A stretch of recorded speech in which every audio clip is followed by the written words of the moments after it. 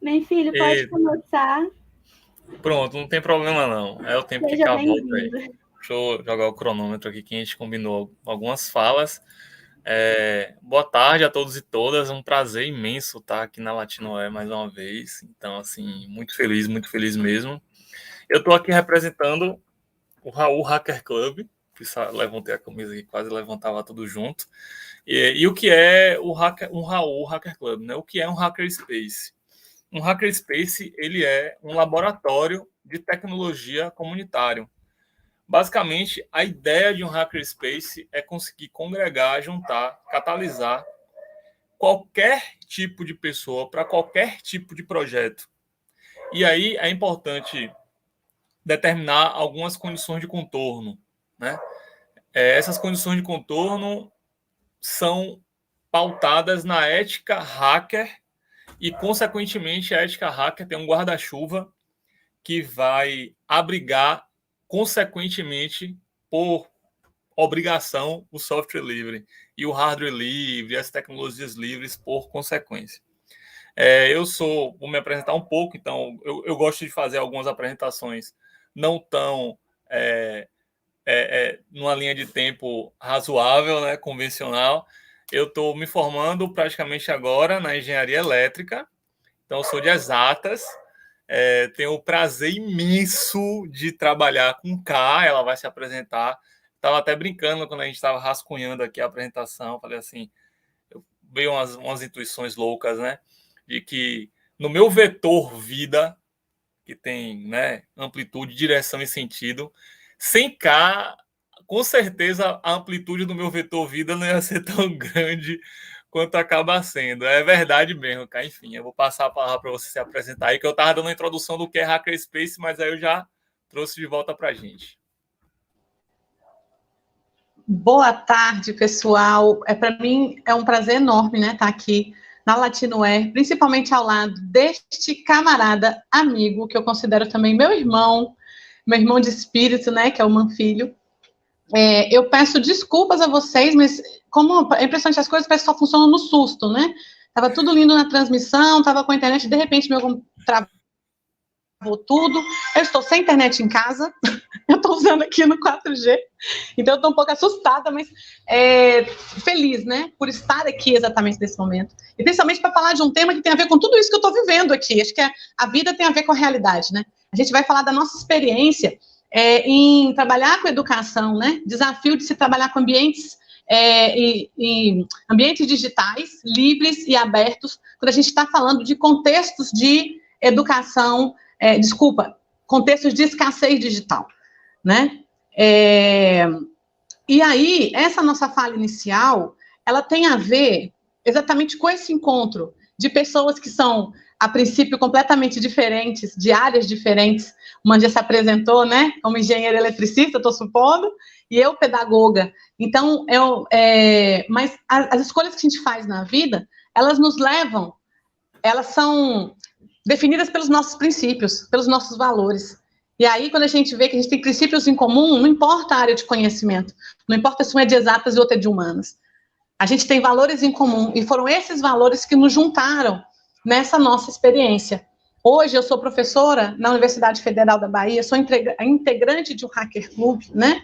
E o nosso propósito aqui é mostrar como foi que a gente conseguiu integrar a experiência de um Hacker Club, de pessoas de um Hacker Club, com a experiência de um projeto de inclusão social através da alfabetização.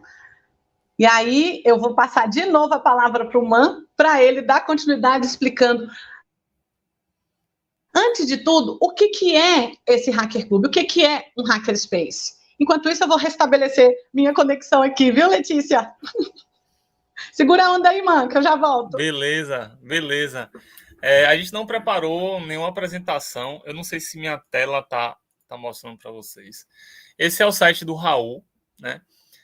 Estamos em Salvador, Bahia. Que bom, Leti. Valeu pelo feedback aí. E vocês podem dar uma navegada pelo site, né? raulhc.cc. A ideia do CC vem da licença chamada Creative Commons, que é uma licença permissiva. Então a gente já nasce com essa ideia, né, de abertura, essa ideia de democratização real do conhecimento. E aí, enfim, eu não vou ler o site aqui para vocês, mas tem muito conteúdo, tem muita coisa relacionada ao Raul. Só que, na verdade, nossa proposta é falar dos hackerspaces como um todo, né? Então, a forma mais legal da gente pesquisar vem aqui no DuckDuckGo, por exemplo, joga um Garoa Hacker Club, se você for de São Paulo, já abre o site do Garoa, já vê o que é que tem lá. Por exemplo, no Rio Grande do Sul, tem o Mate Hackers, então a gente pode pesquisar aqui, Mate Hackers, Hackerspace, tá ligado? Por exemplo, e provavelmente vai ter aqui, ó, matehackers.org. Então, assim, verifiquem, procurem na cidade de vocês se existem esses laboratórios comunitários, porque são ambientes extremamente propícios para o aprendizado. Aqui é o site do Garoa, aqui é o site do Calango de Brasília. Enfim, pesquisem.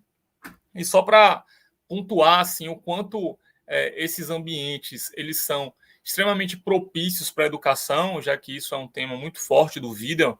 Pela primeira vez na história da Faculdade de Educação da UFBA, não sei se eu vou conseguir encontrar essa matéria aqui, mas, por exemplo, Premium CAPES, melhor tese de doutorado, educação, 2019, se eu não me engano.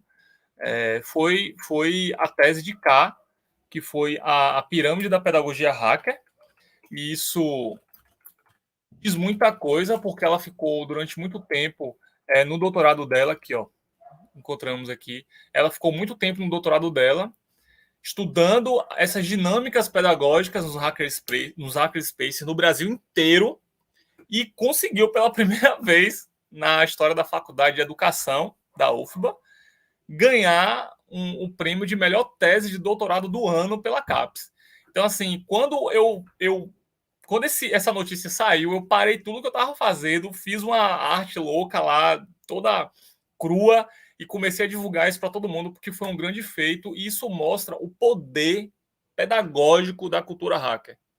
Então, assim, isso é importantíssimo, porque essa distinção que a gente faz de separar os conteúdos em áreas, né, exatas, humanas, linguagens, isso, na minha visão limitada de mundo, é completamente antiproducente.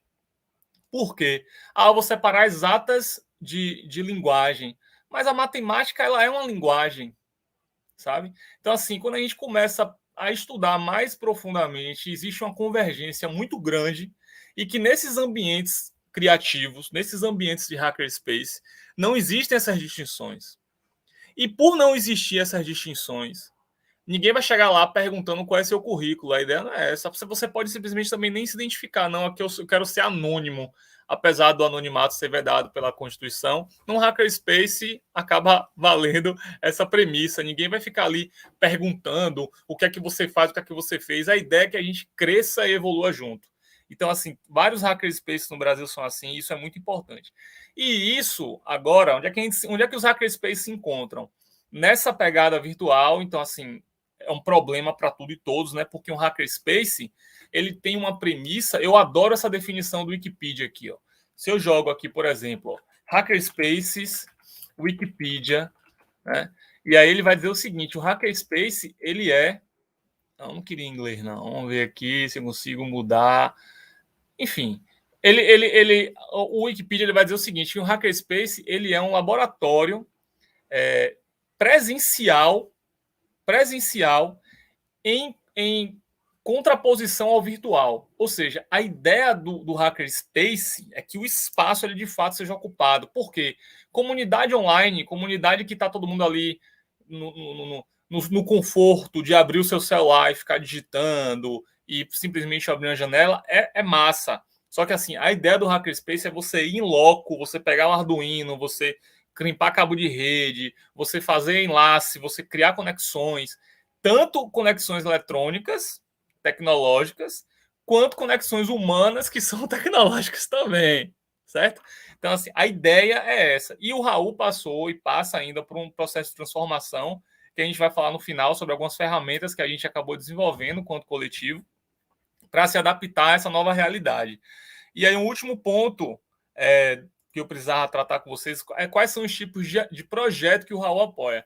Então, assim, a gente apoia muito tipo de projeto, tipo, vários tipos de projeto, mas, por exemplo, nessa pandemia, a gente apoiou essa construção aqui de máscaras de impressora 3D no pico, no começo da pandemia. Eu saía com as impressoras 3D no braço e começava a imprimir um bocado de impressora, a gente juntava junto com um bocado de gente, a gente era um grãozinho de areia no mar da praia, certo? Mas a gente estava ali marcando o território, imprimindo o face shield, dando para a galera que estava principalmente os profissionais de saúde que estavam na linha de frente da pandemia.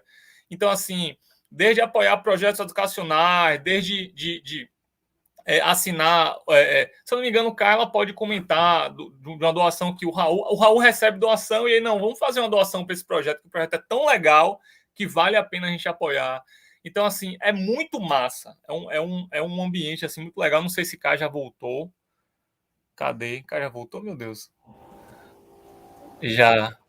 E aí, Cá, pode tocar o barco que a gente vai pincelando alguns projetos com as coisas que a gente tem para trazer o Jitsi, nuvem lá na frente. Beleza? Beleza. Então, obrigada, Man. Obrigada, Leti, por segurar a onda, e pessoal também aí, né? Tô aqui que é pura emoção, celular de um lado, caso a rede caia, conecta outra vez. Eu vou precisar da sua ajuda, Man, que eu tô com medo de compartilhar minha tela aqui, saturar aqui a minha memória. Pronto, eu queria que você abrisse para a gente lá no site do IPDEC Caminhar. Então, percebam, assim como o Manfilho trouxe, né, a explicação do que é um hacker club, né, nós somos um conjunto de pessoas com princípios muito parecidos. Nós acreditamos que as tecnologias são de direito das pessoas, né, que elas podem sim mudar o mundo para melhor. Então, não importa a área que nós estamos, a gente acredita que tecnologia é para todos, e isso nos une, né? E como é que a gente se mantém? Por projetos. Então, se a gente para poder comparar, um hacker club ele é muito parecido com uma organização não governamental que trabalha com inclusão social, né? E um dos nossos parceiros hoje é o IPDEC Caminhar, que a página está sendo exibida aí para vocês. O que mostra isso? Né? A gente está falando aqui de duas instituições que são formadas por pessoas que desejam ver mudança. Cada um na sua área. E quando nós começamos a trabalhar com o IPDEC Caminhar, o que a gente tinha? Pessoas bastante envolvidas com a questão da inclusão social, né, que não pensa o ponto da inclusão ou da não exclusão, o ponto do direito à educação, não como assistencialismo, mas como realmente um direito, mas que esse direito, ele envolve não apenas a dimensão educativa em si, mas também a dimensão assistencial, porque é preciso também alimento, mas também a dimensão lúdica, porque é preciso também diversão, é preciso também afeto, é preciso também prazer. Então, o IPDEC Caminhar, ele tinha tudo isso, e o que ele não tinha ainda? As tecnologias. Então, o encontro do Hacker Club, do Raul Hacker Club com o IPDEC Caminhar, ele permitiu fazer uma coisa que eu posso dizer para vocês que poucas pessoas fizeram no nosso país, que foi implantar um programa de apoio ludopedagógico que funcionava diretamente com crianças de famílias vulnerabilizadas, de forma gratuita, com atendimento individualizado, gente, 1 para 1, com crianças da escola pública. E por que eu estou enfatizando isso? Porque nós, que estamos muito imersos no contexto tecnológico, às vezes não temos dimensão de que 85% das crianças, dos jovens, estão matriculados hoje na escola pública. E que as escolas públicas, infelizmente, foram as que menos tiveram acesso às aulas remotas, a qualquer tipo de apoio durante esse processo pandêmico. Então, a gente acaba perdendo um pouco essa dimensão. E isso é importante enfatizar, porque a nossa presença nessas horas também é bastante importante. E aí eu queria que o Man colocasse para a gente aí o projeto de alfabetização intensiva, que é bem aí mesmo onde você está, Man. Então, o que foi que a gente fez durante esse período pandêmico para poder mostrar que Hacker Club também tem, sim, um grande valor social, um grande valor democrático, um grande valor sobre o direito de inclusão, além da Face Shield, além dos projetos que apoiamos, nós e outros Hacker Clubs pelo Brasil, vários outros, nós conseguimos formar essa rede. a gente conseguiu, por conta dessa aproximação com a educação, criar um programa chamado Programa Nós Não Estamos Sós. E qual que era a ideia do programa? Como eu disse, conectar pessoas da área de educação, estudantes em processo de formação, a crianças de famílias vulnerabilizadas. E o que são famílias vulnerabilizadas? Famílias que têm renda instável, moradores da periferia e, majoritariamente, pessoas negras. A gente nunca para pensar nisso. Infelizmente, mas a gente precisa realmente pensar, porque quando a gente faz um programa como esse, a gente também está combatendo as diversas formas de racismo da nossa sociedade. E essa é uma das preocupações do nosso Hacker Club. Essa é uma preocupação do nosso Hacker Club. E então, como foi que surgiu esse programa? De onde foi que vieram essas crianças? Aí eu quero que o Man coloque para mim, por gentileza, Man, põe para mim aí na página dos nossos projetos, no programa de alfabetização intensiva, desculpa, é Projeto Amigos da Infância, é o último lá. Sim. Onde você estava. Isso, exatamente, PAI 2019. Desce aí, por gentileza. Olha só, gente. Agora, só as imagens, Man.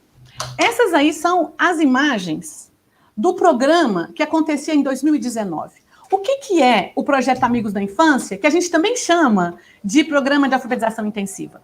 Ele é um programa voltado para crianças, né, para crianças que não foram alfabetizadas durante o que seria considerado a idade regular, né, entre 7 e 8 anos de idade. E por que as crianças não foram alfabetizadas? Algumas possuem algum tipo de deficiência, mas não todas. A grande maioria delas possuía uma dificuldade de aprender pelas metodologias escolares. A grande maioria delas. E vocês vão ver pelas fotos que isso aqui são atividades que acontecem no contraturno de alfabetização. Mas também são atividades lúdicas. Alfabetizam e brincam. É isso que as nossas educadoras faziam no contexto presencial. Todo mundo junto. E o que essas crianças tinham também, gente, de diferencial em relação, né, ao que a gente poderia imaginar, né? São crianças, então, que não foram alfabetizadas dentro da idade que seria considerada adequada. Então, são crianças mais velhas. Então, já eram crianças estigmatizadas, não apenas pela escola, mas também, às vezes, nos locais em que estavam. Porque eram crianças já com idade um pouco mais avançada, que tinham dificuldade de leitura e de escrita. Crianças que ainda não acessaram o direito maior que elas têm, primeiro que a gente tem a vida e depois a educação. Então, já eram crianças que tinham autoestima muito abalada, pelo fato de não ter aprendido como os outros aprenderam. E quando, então, esse programa começou a funcionar, a gente pôde perceber que no prazo de 4 a 6 meses, as crianças estavam lendo. Aquelas mesmas crianças que foram consideradas como crianças com dificuldade de aprendizagem, crianças com deficiência, não. Eram apenas crianças que aprendiam de um jeito diferente da maioria. E não são poucas. Não são poucas. A gente começou com 7 crianças, né, Manfilho? Nós começamos com 7 crianças lá em 2020, abril de 2020. As escolas fecharam em março. Em abril de 2020, a gente estava planejando o que fazer. 7 crianças. E hoje nós temos 60. Então, não são poucas as crianças que aprendem diferente das demais. E então, isso aqui, gente, vou fazer uma relação com o que é um hackerspace. O hackerspace é um lugar em que tem pessoas que fugiram da educação tal como ela se apresenta no processo escolar. Muitas delas. Que não conseguiram dar conta desse processo de educação massificador, homogeneizador. Então, é muito coerente que a gente tenha a participação de um hacker club, de vários hacker clubes, num projeto como esse. E aí, então, acabou escolas fechadas, acabou o programa, acabou esse nosso projeto de alfabetização intensiva. O que a gente ia fazer?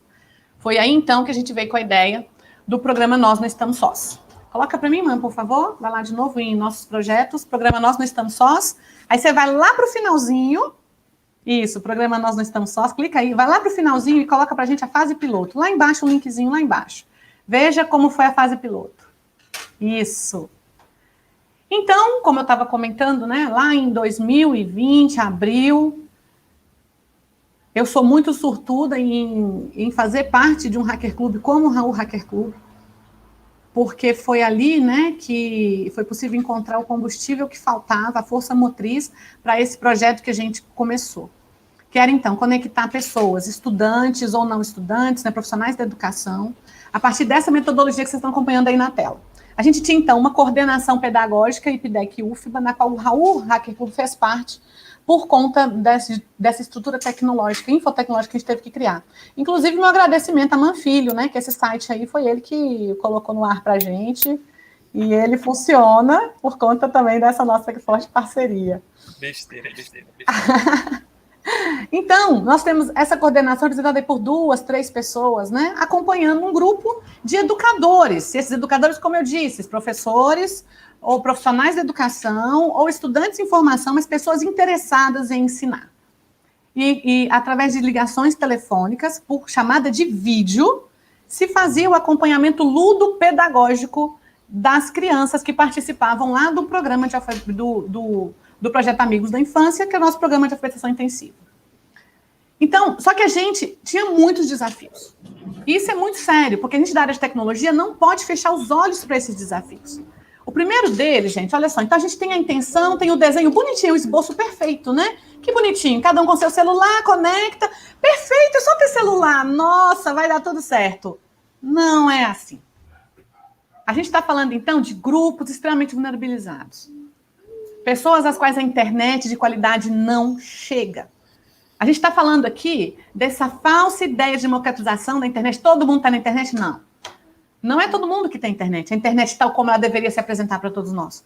Como um local em que você realmente acessa conhecimento, produz conhecimento, socializa. Tem internet hoje que é só mensageiro instantâneo. Isso não é internet. E a gente precisa ter clareza disso. E a gente também lida muito com falácias. Pega os dados da telefonia, vocês vão ver aí que tem 3 celulares para cada pessoa, 3 linhas de celular para cada pessoa do Brasil. Eu posso dizer por mim, eu tenho uma. E mesmo assim, minha conexão ainda caiu aqui, nessa live com vocês. Manfilho só tem uma. Eu quero saber cadê os outros celulares. Porque a gente está falando aqui, gente, de famílias que tem um celular por família, muitas delas. E o que significa isso? Um celular por família. Como é que você faz um programa de apoio pedagógico para crianças em que só tem um único celular, que geralmente é o da mãe, ou é o da avó, ou, às vezes, o do pai? Porque ainda tem essa outra situação social também que é extremamente fragilizante.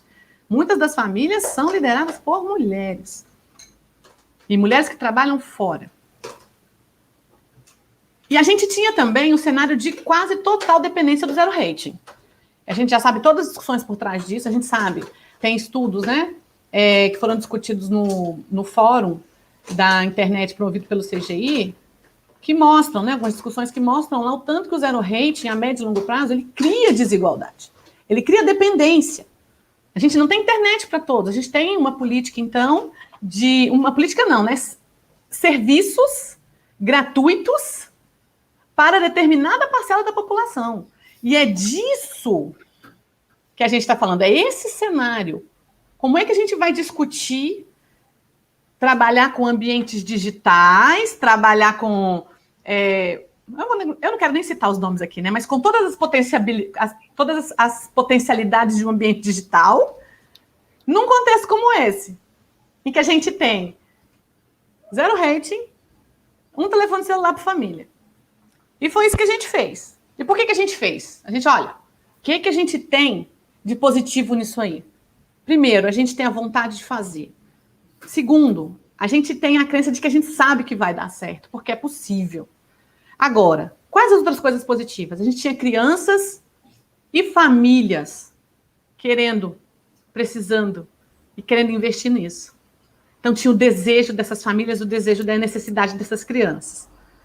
A gente tinha um telefone com acesso à internet, pelo menos. Então, aquilo que poderia ser usado como, mas só tem um telefone por família. Para a gente era benefício, porque tinha família nossa, gente, tem famílias nossas que a gente acompanha, que infelizmente não tem nem telefone celular. Então, isso aqui que a gente está falando ainda foi o recorte do recorte. Então, pelo menos, se tiver um único celular por família, a gente vai fazer. E a gente tinha pessoas, então, que defendem que acesso à educação e tecnologia é direito de todo mundo. E daí a importância de se pensar como educador e como hackerista. Tecnologia e educação é para todos. Como foi então que a gente resolveu a questão do celular? Não foi possível, de primeira, utilizar plataformas livres. A gente precisa dizer isso aqui.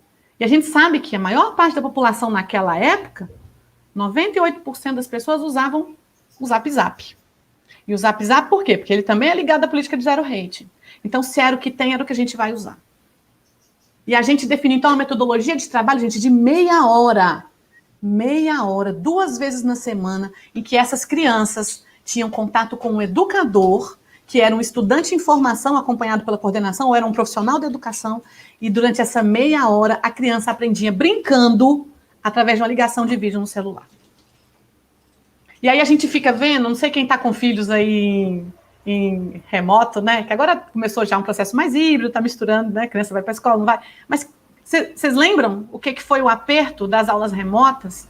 Que a criança não queria ficar de frente para a aula remota, que era 1 hora, era 2 horas, era 3 horas, o professor sofrendo, a criança sofrendo. Não. A gente fez meia hora. 2 vezes por semana. Porque o nosso interesse era que a criança não se exaurisse, nem o educador. Nosso interesse era criar curiosidade, era fomentar processos, era estimular a curiosidade da criança. E isso se faz pelo gostinho de quero mais. E funcionou. A gente teve crianças, sim, alfabetizadas nesse processo. Estamos tendo crianças alfabetizadas nesse processo. Isso funcionou tão bem que a gente começou em julho, em abril lá, 2020, com 7 crianças, e hoje nós temos 60 crianças. 60. Isso para a gente é uma grande vitória. Então, o que a gente percebe disso? Que sim, é possível, mas a gente precisa convergir pessoas que conhecem, pessoas que acreditam. Bom, mas o que isso tem a ver com Latinware? O que isso tem a ver com software livre? Isso tem a ver tudo. Por quê? Porque o fato de ter todos aqueles desafios, não significa que a gente vai fazer política de inclusão digital, vai trabalhar educação usando só as ferramentas do opressor. Porque eu sou freiriana. Manfilho, ele é das exatas. Mas eu vou falar que ele também é freiriano. Ele que me corrija. Sou mesmo. E é Paulo Freire que fala isso pra gente, né? Dentre outros pensadores da educação e educadores. Que não dá pra gente realmente ter libertação se a gente só fica usando a ferramenta que nos oprime. Então a gente precisava começar de um jeito. Vamos começar com o Zap Zap. Mas como é que vai ser, o processo de formação dos educadores, então? Como é que foi? Então, foi um desafio danado, né? Primeiro porque quando a gente discutia no Raul, a galera assim, mais técnica tinha umas ideias assim que a gente precisou desconstruir, do tipo, por exemplo, a gente tem um ambiente de nuvem e precisava que o Diário das Abelhudas, que é massa assim os nomes que cá coloca nas coisas, basicamente é o diário de bordo, né?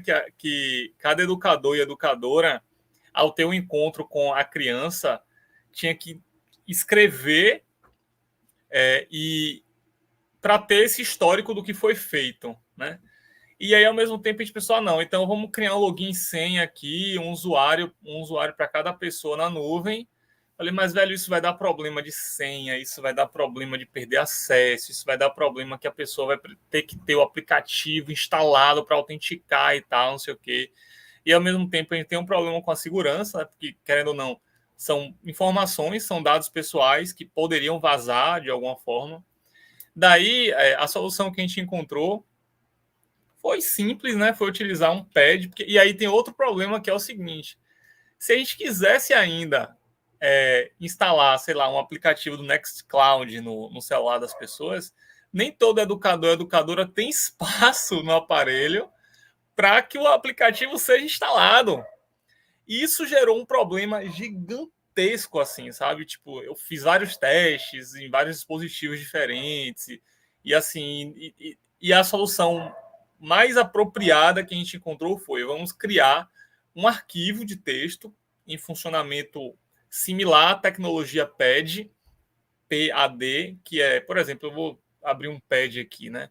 Um PAD do RiseUp, por exemplo. Para quem não conhece essa tecnologia, basicamente você vem aqui, cria um arquivo de texto com a validade que você escolhe. Eu quero uma validade aqui de 1 dia, você pode escolher um nome qualquer aqui, eu vou colocar Latinoware Forever, certo? Ok. E automaticamente quem acessa essa URL aqui consegue escrever junto comigo o que der na telha, entendeu? Então, assim, só que ao mesmo tempo, isso aqui não tem nenhum tipo de autenticação. Então, vamos colocar um pad com uma senha específica, uma senha grande, uma senha legal, que faça sentido na cabeça do educador e da educadora, para que, pelo próprio navegador do celular, a pessoa consiga escrever o que aconteceu. E aí foi o que a gente acabou fazendo. Deixa eu ver aqui. Em arquivos. IPDEC caminhar. Então eu criei uma pasta, uma solução boba, gente. Um negócio assim simples, mas que falando, tipo, ninguém acredita que deu tanto certo. O Diário das Abelhudas aqui. Então a gente tem alguns arquivos aqui que o educador, a educadora entrava por uma URL, colocava uma senha, e essa senha poderia até salvar no navegador do celular. E a partir dali escrever. E foi engraçado porque assim. E aí vem o outro lado da moeda, né? Porque eu acho que é uma realidade ainda perceptível na sociedade, né? Às vezes, determinados professores e professoras, doutor em 1000 coisas, às vezes não sabe ligar um projetor.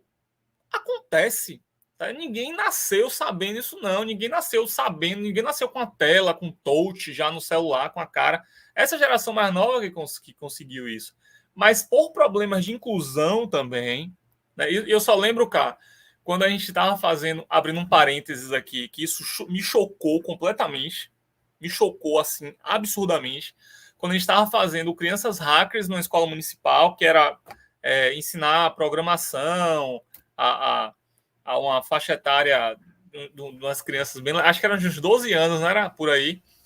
E a gente, vamos ensinar o Scratch e tal, e assim que usa o mouse. Uma boa parte das crianças não sabiam utilizar o mouse, velho. Então, assim, esse problema da inclusão tecnológica é extremamente sensível nesses ambientes. Então, como eu já fui com um cara me ensinando há 1000 anos aqui, man, tem isso, man, tem aquilo. Então, eu já fui amaciado para chegar com a galera. Tô falando sério. Tanto é que a galera me elogiou. A galera, pô, velho, o man foi brother. Até uma parte assim que a galera não vê muito, que eu sou às vezes amigável. Mas por quê? Porque é uma questão de, tipo, se eu chego de uma forma achando que aquela pessoa já deveria saber aquilo, quebrou completamente a conexão. Então eu vinha explicando, você vai, clica aqui, coloca a senha de tal forma, escreve assim, porque eles estavam fazendo antes com e-mail, ou seja, a pessoa tinha que entrar no computador, porque eles não conseguiam, às vezes, digitar no celular o e-mail, às vezes não conseguia atualizar, enfim, uma série de problemas, gente. É muita coisa, assim, muita besteirinha que trava. E aí a gente passou, olha, entra aqui nessa URL, digita o que aconteceu, de onde você tiver com a memória fresca mesmo, e fecha. Mas como assim não precisa salvar? Não precisa salvar. Você só abre, escreve e fecha. E deu super certo. Então, assim, foi todo um processo, tanto dos grupos no WhatsApp, cá sabe que eu dei o WhatsApp, mas eu falei, não, entro no WhatsApp, se for para conversar com todo mundo, aí fui no privado de todo mundo, expliquei a situação. E é isso que a gente tem que fazer, sabe, velho? Porque, assim, é uma bobagem, mas que faz uma diferença danada. Explicando como é que usava o site também, a gente criou algumas pastas no site, algumas URLs para a pessoa poder lembrar, IPDEC caminhar barra alguma coisa fácil de lembrar para a diretoria, que também são pessoas que não são da tecnologia, ou seja, uma série de facilidades que são simples, mas que fazem uma diferença danada na experiência da pessoa. Então, assim, pela parte do Raul, e aí agradecer a Thiago Bugarim, agradecer a Massarelos, agradecer a Gomex, que foram pessoas que ajudaram e ajudam muito na infraestrutura. Eu queria ajudar muito mais, assim, eu não estou conseguindo ainda, mas estou praticamente formado agora em defender TCC, um abraço, vou poder colar mais na infra. Já prometi isso 2 vezes publicamente, mas eu vou cumprir. E assim, a galera fez um trabalho excepcional, sabe? E aí, se a gente vai falar depois do Jitsi, que as reuniões eram feitas no Jitsi, para não ficar no GAFAM. O que é GAFAM, man? Não tem problema, GAFAM é isso aqui, ó. Vamos lá, vou botar assim, GAFAM Google, porque aí já vai dar logo de cara. GAFAM significa Google, Amazon, Facebook, Apple e Microsoft. É quem quer garfar você, entendeu? São as empresas que querem garfar nossos dados pessoais. São as big techs, são quem monopoliza tudo, sacou? Então a gente tem que fugir dessa galera, velho. O máximo que a gente puder fugir dessa galera, a gente tá menos desprotegido. Enfim, é isso, cara. Mete bronca aí. Obrigada, Man. Pois é, então, como o Manfilho deixou evidente, né? A gente precisava de soluções que fossem leves, que fossem seguras e que ao mesmo tempo fossem livres. A gente precisava, por princípio, né, achar essas tecnologias. E se, por um lado, a gente não conseguia fazer isso chegar até as crianças ainda, a gente precisava fazer chegar aos educadores. Então, no início, esse olhar cuidadoso que manteve com as educadoras, né, a forma de tratá-las, de falar, essa percepção de que a gente não, nenhum de nós que está aqui nasceu sabendo usar tecnologias. E quando a gente está falando de tecnologias, a gente está falando de uma linguagem, de linguagens completamente diferentes daquilo que a maioria das pessoas ainda está acostumada. Então, ele, como uma pessoa da área de exatas, uma pessoa com conhecimento tecnológico, ele ter essa sensibilidade de trazer a explicação de uma forma fácil, de uma forma intuitiva, fez toda a diferença para os educadores começarem a utilizar os pads. Só que aí o programa foi crescendo, né? E não dava mais para a gente ficar focado usando apenas os pads por conta de todas as questões que o Manfilho trouxe, né? Do acesso, da liberação das senhas. Lembrando que nós somos um hacker clube, não somos uma empresa. Então, tudo que a gente faz voluntariamente. E muito bem lembrado, né? Super importante a presença dos nossos colegas, dos nossos amigos, Thiago Bugarim, Massarelos, porque quando qualquer problema que dá, é impressionante. O programa, ele tem prioridade 1 no grupo. Sempre. O pessoal sempre ajuda, sempre garante que vai funcionar as nossas estruturas. E isso tem sido extremamente importante. Só que com o crescimento, o que a gente fez? Vamos buscar, então, novos parceiros. Vamos buscar outras estruturas às quais temos acesso. E a UFBA, nossa querida Universidade Federal aqui da Bahia, e eu falo isso com muita exaltação, a UFBA, ela mantém a internet aberta para todo mundo que pisa aqui. Todo mundo, gente, que pisa aqui tem internet aberta, né? Eu achava que isso fosse natural de todas as universidades, porque a universidade é um lugar mesmo de compartilhar conhecimento, né? Aí tudo bem, toda universidade tem rede livre. Eu achava que fosse assim, gente. Até que eu fui por aí, outras universidades por aí, e eu descobri que tinha que ter login e senha, acesso. Como assim? Universidade, escola, tem que ter acesso, tem que ter rede livre. E a UFBA tem. A UFBA é uma dessas. E como se não bastasse a UFBA manter a internet, o Wi-Fi lá livre para a gente, além, né, da intranet, da rede compartilhada, além de fazer parte da RNP, além de ter contribuído para trazer a internet para a Bahia, a UFBA só fez isso. Essa UFBA! A UFBA mantém uma instalação, agora 2 instalações do Moodle. E o fato do Moodle também ser aberto à comunidade fez toda a diferença. Porque a gente conseguiu, então, pela primeira vez, organizar realmente um ambiente virtual em que a gente conseguia fazer o processo de orientação dos educadores, e aí está na minha tela agora, é o nosso Moodle, né, mantido pela UFBA. Vou mostrar até a nossa login, que é a Universidade Federal da Bahia, nosso ambiente, né, de aprendizagem. E aí a gente teve o cuidado de preparar esse ambiente também de uma forma bastante orgânica, utilizando essa linguagem visual, trazendo os ícones. Esses ícones aqui, eles são inclusive de um desses bancos de ícones específicos de Linux, né? Esqueci o nome dele agora, Ibo Ícones. Meu Deus, é maravilhoso! E é bacana, por quê? Porque a gente tem que parar para pensar que a maioria dos educadores também estava usando celular para acessar, eles não iam usar computador. Então, quanto mais acessível a gente deixa as funções do trabalho que eles vão realizar, mais fácil a chance, né, deles conseguirem acessar o que eles estão buscando e dar respostas rápidas para as crianças. Porque os educadores solidários, gente, eles fazem esse acompanhamento da criança diretamente, 1 para 1. Então, ou seja, é planejado de acordo com a especificidade, com a demanda da criança. E aqui, então, nós utilizamos, né, esse espaço, que foi todo preparadinho também pela minha amiga Josi. Eu fiz uma palestra, a Josi falou assim, eu fiz uma palestra num encontro, né, e a Josi disse assim, como é que eu posso te agradecer? Aí eu falei, uai, você pode dar uma olhada lá no nosso Moodle, porque, né, essa é a mentalidade de a gente trabalhar colaborativamente. E aí ficou essa beleza aqui, tudo organizadinho, né? E para além disso,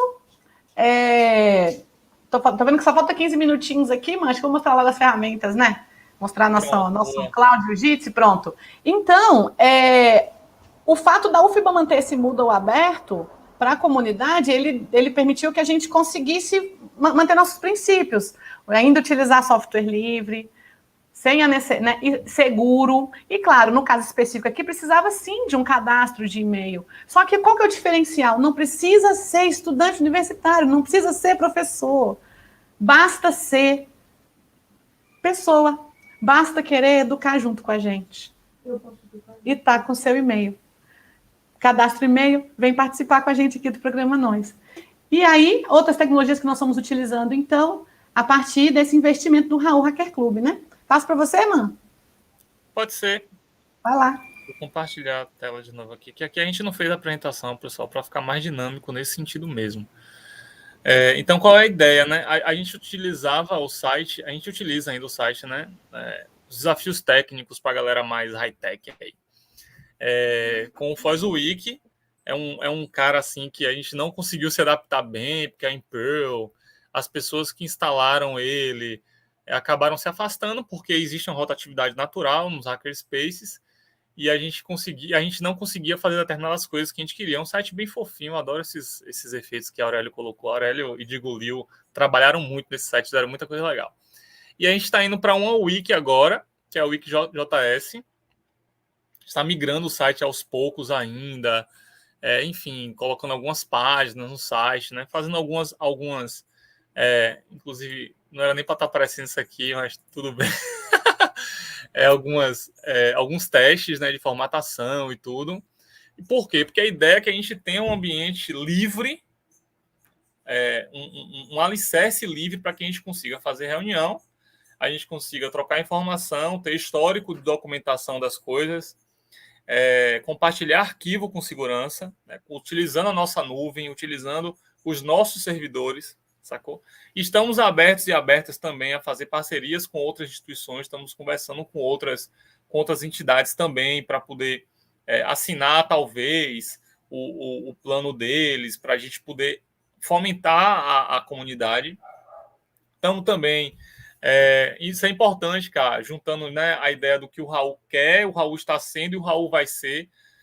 Uma parceria com o pessoal das redes livres. Não sei se vocês conhecem, é um projeto sensacional, e isso é inclusão, né? Com o Marcelo Saldanha. Deixa eu ver se eu consigo encontrar alguma coisa aqui. O Marcelo é extremamente conhecido, né? Redes livres. Esse projeto aqui é sensacional. A gente está tendo reuniões semanais para amadurecer a atuação do Raul, né? Dar o apoio na nossa região aqui, que é importantíssimo. E a ideia é essa, a ideia é que o Raul ele consiga prover uma suíte através do Nextcloud. O Nextcloud, por exemplo, aqui ele tem um painel Kanban, então você não precisa ficar usando o Trello, não precisa ficar usando o Microsoft Teams. O Microsoft tem um Planner, tem um negócio assim, essas ferramentas doja, que vão estar coletando seus dados para vender, porque lá você é um produto. Então, assim, vale muito a pena se juntar em hackerspace para produzir esse tipo de material, esse tipo essas plataformas, e prover para as pessoas, prover para as comunidades, porque existem muitas pessoas que precisam disso e não conhecem coletivos que estão dispostos a fazer. Então, assim, acessem o site do Raul, procurem a gente no Telegram, procure os hackerspace na cidade de vocês. Se não existir hackerspace, conversa com a gente que a gente vai dar suporte para você criar. Se joga de corpo e alma no software livre, porque assim não existe coisa mais maravilhosa do que as liberdades do software livre. Poder remixar, poder copiar, poder distribuir. Assim, a educação precisa passar pelo software livre, é uma questão de necessidade de existência, né? Como o Freire mesmo falava, né? Porque Se a educação não for libertadora, seja livre, o sonho do oprimido é ficar usando o Google, Apple, Facebook e Microsoft, tá ligado? E Amazon. E a ideia é que a gente consiga, pelo menos, ser uma contracorrente nessa enxurrada de catástrofes que a gente está presenciando. Todo dia estoura notícia nova aí de abusos, de multas, enfim, que são os nossos dados, são as nossas vidas, pessoal. E a gente precisa de privacidade, a gente precisa de coletividade e, mais do que nunca, de união. Então, a ideia do Hackerspace para a gente é isso. Aí, cá, se joga aí. Acho que já temos 45 minutos já, né? Aí... Pronto. Eu tô vendo aqui os comentários, né? Quero mandar aqueles abraços apertados para Fábio, para o Thiago. Tem a galera aqui do lado do BHD, ó. Tá aqui também, gente, né? Eu só tô mandando abraço para quem está comentando, mas se tiver mais gente assistindo aí, sintam-se todos abraçados. Professor João Paulo Falcão, enfim, então tem várias pessoas aqui, inclusive as que eu estou citando, né? São pessoas com as quais a gente tem muitos valores em comum, valores compartilhados, né? Exatamente nessa perspectiva de produzir um mundo melhor com tecnologias, né? E aí eu vou pedir para Leti, troca para mim a tela de novo, porque eu quero mostrar para vocês um negócio que, assim, Man falou pouco, mas ele mostrou rapidamente, né? Que é a nossa instância dos GIFs aqui do Hacker. Fala. Eu sou suspeito, mas fale. Desculpa, pessoal. Não, eu vou falar que ele existe, e aí você fala que as questões técnicas aí, porque essa coisa de explicar a máquina, isso é vocês que entendem. Sim. Né? Porque, gente, eu sou essa pessoa que eu aprendo por osmose, eu aprendo com o que os rapazes falam, que as meninas falam no Hacker Club, a Geisa, né? Eu aprendo o que elas falam, então... Mas para a gente foi muito importante ter uma instância própria, né, do Jitsi, e a gente, um desses droplet, acho que é isso, uma dessas máquinas virtuais, né, que a gente mantém, eu fui pagando por ela, né, durante um ano, com o valor da minha bolsa de pós-doutorado. E por que eu estou dizendo isso? Porque eu me afastei das atividades de professora para poder fazer o programa nosso crescer, né? E aí eu recebi uma bolsa para isso, e aí eu investi uma parte desse valor da bolsa para poder manter esse droplet no Hacker Club, né? E aí eu não sei, mas você quer comentar um pouco como é que foi esse processo da instalação disso? Sim. A ideia de um droplet, ele é como se fosse uma VPS, né? Que é um Virtual Private Server, é um servidor privado virtual, uma máquina que você vai alugar determinadas instâncias. Instâncias são pedaços de hardware, nessa perspectiva, não é instância de programação orientada a objeto, não. São pedaços de hardware, então eu quero uma máquina com um processador, 2 GB de memória RAM, tanto de HD, quero um SSD, porque hoje em dia não dá mais ficar sem SSD mais, principalmente servidor. E a gente começou a fazer alguns testes para ver o quanto a instância, o quanto a máquina, o quanto o hardware suportaria, por exemplo, ter 10 pessoas conectadas simultaneamente com a tela ligada, se isso iria causar uma indisponibilidade no sistema, enfim, essas questões de infraestrutura. Então, assim, e a gente bolou alguns sistemas por exemplo, foi até engraçado recentemente, a gente querendo economizar centavos, e porque são centavos valiosos, né, galera? A gente fez um sisteminha Bulgarim. São centavos de dólar. Criou um sisteminha, isso em dólar. Imagine, o dólar tá quase R$6, né? Com esse. Enfim, eu não posso nem falar de política aqui, deixa eu ficar quieto. Mas assim, o dólar tá R$6, pessoal. Então, assim, para todo mundo tá reclamando no mínimo disso aí, viu? E aí, o Bulgarim fez uma coisa que, tipo assim, se a reunião for 17 horas, coloca no sisteminha lá e a máquina vai ser criada com X tempo de antecedência para aquela reunião às 17 horas, das 17 às 18. Aí ele colocou, depois dos 30 minutos, ou seja, 18h30, a máquina desliga sozinha. Então, o serviço, a máquina se criava sozinha, rodava o serviço, a máquina estava lá acessível, e depois que a reunião acaba, em teoria, a máquina é desligada e a gente sai de estar pagando pela máquina por 24 horas, né? A gente vai pagar pelo uso pontual daquela máquina. E aí a gente fez umas contas e, de fato, sai mais barato fazer isso. Só que o que aconteceu? O cara puxou a reunião e a galera, que bom, que gosta de falar e tá lá compartilhando, tá na empolgação. Aí deu lá, sei lá, às 20, era para sei lá, das 19 às 20, aí deu 8h30, a máquina desligou, acabou a reunião.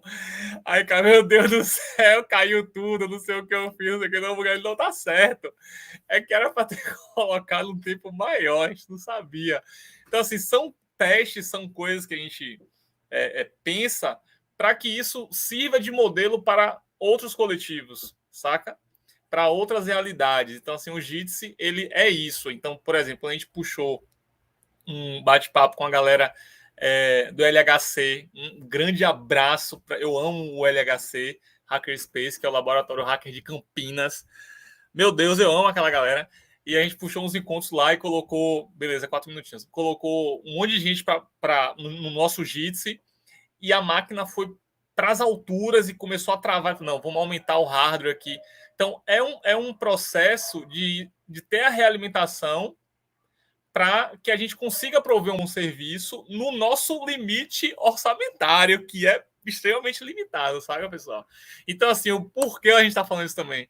Apoie financeiramente esses lugares. Apoia financeiramente o LHC, apoia financeiramente o Calango, o Mate Hackers, o Garoa, o Raul, o Oxi de Alagoas, o Jerimum do Rio Grande do Norte. Então vamos apoiar essa galera, velho, porque de fato a gente precisa disso. E todos os hackerspaces que a gente conhece são sem fins lucrativos, todo mundo faz as coisas de coração mesmo, tem um gasto absurdo de carga horária para ficar atualizando o sistema, atualizando o servidor, e ao mesmo tempo é muito divertido, entendeu? Então, assim, é isso. Se vocês tiverem perguntas, só tem 2 minutinhos para responder. Mas qualquer Caiká falou que eu não falei, aí eu falei demais, eu já peço perdão.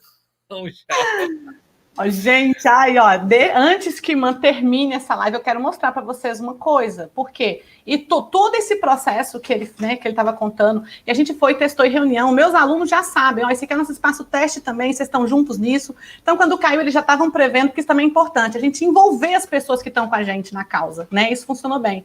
Agora, isso aqui que eu vou mostrar para vocês, eu mostro com muito orgulho, ó. Aqui é o grupo de mães dessas crianças que eu tenho falado para vocês, que estão no programa Nós, usando o nosso Jitsi na oficina Café com Biscoito. Então, aqui a gente conseguiu já chegar nas mães. A gente acredita que é sim possível chegar nas crianças com tecnologias livres. É o que a gente quer.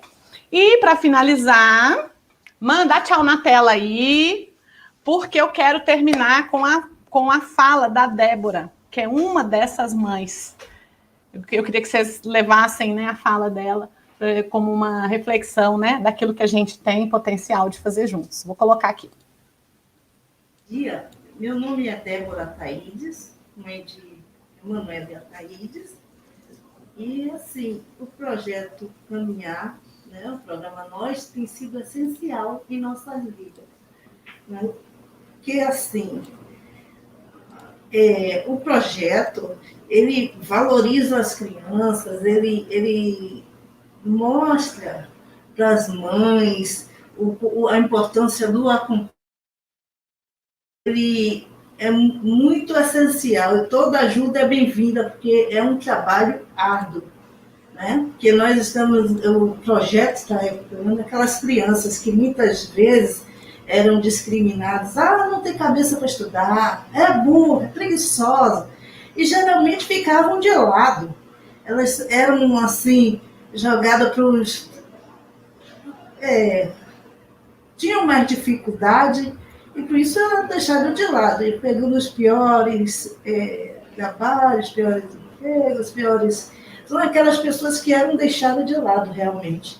E com esse projeto, as crianças vêm se empoderando, elas vêm ganhando espaço, elas sabem que elas são capazes, elas sabem que se elas têm aquela deficiência, elas têm que treinar mais um pouquinho.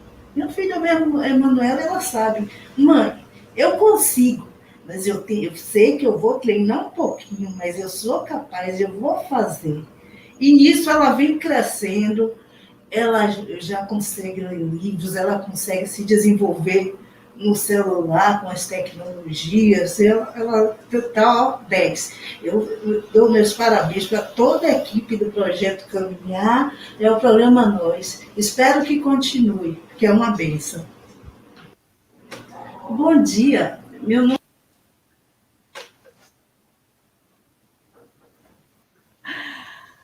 Então, Eti, obrigada pelo espaço.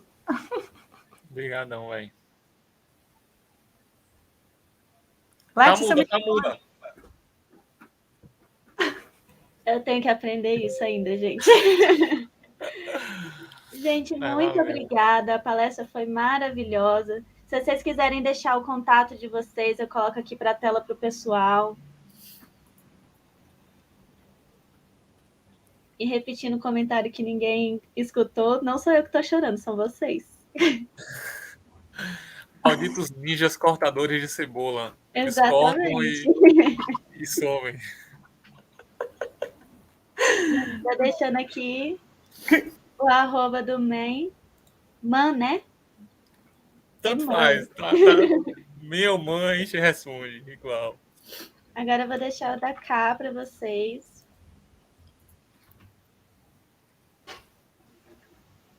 É isso, gente. Infelizmente, a gente não pode tirar muito tempo. Muito obrigada. E, galerinha, fica aí que daqui a pouco tem a próxima palestra. Tchau, tchau. Tchau, valeu. Obrigada.